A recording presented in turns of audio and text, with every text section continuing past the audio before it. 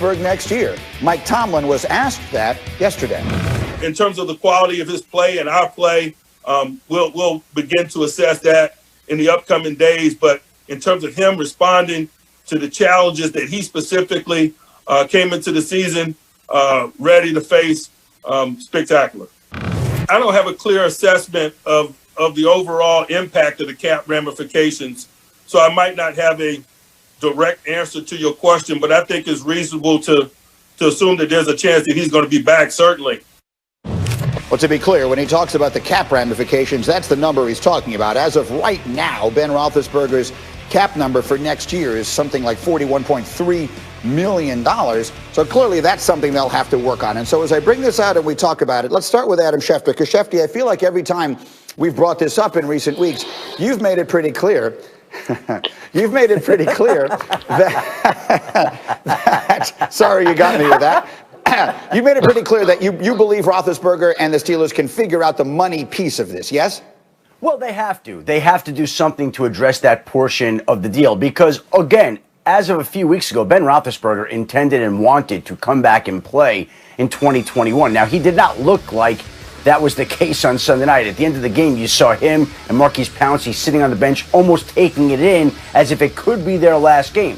But if Ben Roethlisberger does want to come back as he had wanted to, at that point in time, they're going to have to address that salary cap situation and figure out how they can make it work. The problem is, if you extend it, do you want to extend it when he may be playing only one more year? We're seeing quarterbacks in his draft class, again, see their careers come to an end. Eli Manning's already retired. There are questions about Phillip Rivers at this point in time. Plus, Ben Roethlisberger's performance seemed to drop off as the season went on, though he wasn't helped by the fact that they didn't have a run game. They have to address it one way or another. It starts with that salary cap, and I guess it starts really with whether Ben wants to play, but the sense has been all along that this would not be, and he didn't want it to be, his last season.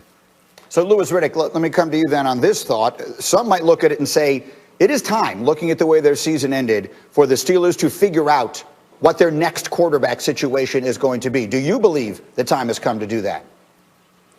Yeah, I think you have to prepare past 2021. You just can't look at 2021 in a box and go, well, look this year as far as, will Ben take a pay cut? Do we extend his contract, convert some of his money to sign-in bonus money, and again, wind up having to face these cap ramifications down the road? I don't think you can do that. I think you definitely have to start looking 2, 3, 4 years down the road and figuring out, look, we probably don't have our quarterback of the future on the roster. Our present quarterback's going to be 39 on March the 2nd. We better come up with a long-term plan here, because unless we really fortify this offensive line, make the run game a more critical part of this offense, and give him some help from a run-pass balance standpoint, we're going to be in trouble here. And that's not to be disrespectful to Ben. That's just being honest about the situation. So there's a lot of different angles that they have to look at this situation from. And first and foremost, though, is making sure you get this contract squared away, because right now it's just untenable. You can't have him on the roster at that number. But, Nick, assuming they can figure out the money in a way that works for everybody, would you be in favor, if you were the coach or you were making this decision of saying it's been an unbelievable run for Ben Roethlisberger, but the time has come to figure out the next quarterback? Absolutely not. I mean, given that organization, that's not the way that they function. They want to give their team the best chance to win that they can every year. You saw that last year when Ben got hurt and they had a first-round pick, and rather than waiting to draft a quarterback with it, they traded it away to get Minkah Fitzpatrick and to make a run to go 8-8. And I respect that about that organization. That's part of the reason why they're never bad, is because of that type of mindset, and I wouldn't throw that out the window right now just because you're panicking. I think you try to bring Ben back, and also maybe you look into free agency or you look into the trade market. Because of that established culture in Pittsburgh, I think that would be an attractive place for all the quarterbacks that may be available this offseason. And you're right, what Louis said, they haven't really found an established replacement for Ben in the draft, so maybe they need to go back and do that also this year. They need to really attack this position with all their assets going forward, including reduced salary Ben Roethlisberger. I'm always interested in these when you have the aging legend, how you handle as graceful an exit as you can under the circumstances. We'll see how that will go. Meanwhile, Shefty, as you continue to work the sources there, let me come to you and let's run the hurry up through a bunch of stories around the league right now. And let's begin with the Rams and their quarterback situation for the playoff game at Lambeau Field. What's the latest? Well, look, Rudy, John Wolford hasn't taken any snaps during practice this week. And it's Thursday, but in the NFL world, it's really Friday because these teams play Saturday.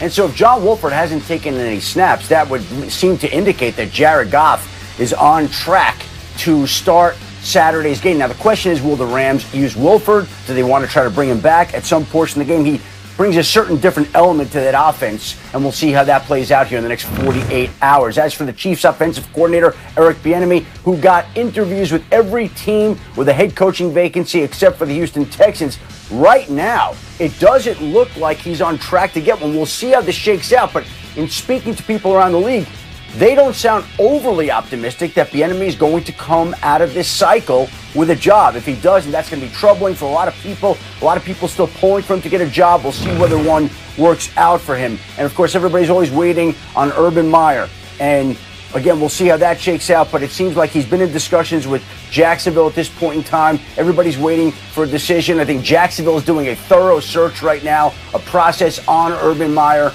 But I would think that we get a decision this week at this point in time, Greeny. Yeah, usually these things come a little quicker than they have so far this year. A lot of extenuating circumstances with the pandemic, et cetera. So we'll see when these things start to fall. Meanwhile, looking ahead to this weekend's games, certainly the most interesting one, or among the most interesting storylines, is these two legends going head to head, right? Buccaneers getting their third shot at the Saints this season. They dropped their first two meetings by a combined 46 points. Sunday's showdown in New Orleans will likely be the last time that Drew Brees and Tom Brady face each other, and that is something. Tom and I have a friendship and a mutual respect. We were texting back and forth on Monday, just kind of chuckling at this, this whole scenario. Listen, he's 43. I turned 42 on Friday, so that's 85 years and a lot of football experience that's going to be on the field on Sunday. When Tom Brady signed with the Bucs, and I knew that he was coming to our division, I envisioned this game. So what was that? 9 months ago, 8 months ago. I envisioned this game happening. Oh, Dominique, what do you think? They're texting each other on Monday. The respect is out there between the two. What is your reaction? He envisioned this game. He envisioned Tom Brady on the sideline with his helmet on and one tear streaming down his face like Ben Roethlisberger because he destroyed him. Like that all sounds good. Tom Brady and Drew Brees, they know the game. They've been quarterbacks a long time. They tell us what we want to hear. But I can tell you, and we all understand the truth, those guys are incredible competitors, and they may love and respect one another, but they want to destroy one another right now. And that call on Monday was full of a lot of subtext. That those text messages that they were sending, in my mind, I'm thinking, I hope something goes terribly wrong for you this week of practice or in the game. What do you think, D-Wood? Well, listen, we all know the last matchup was November 8th, okay? That's over 2 months ago. Yes, I know the Saints got the Bucs number, but this is a different Bucs team this time around. We all know that Tom Brady is a completely different player, over the past couple months. Antonio Brown has been a lot more productive. All the other weapons have been more comfortable. But I'm going to say the biggest improvement I've seen is up front along the offensive line. Since that last Saints matchup, Tom Brady's only been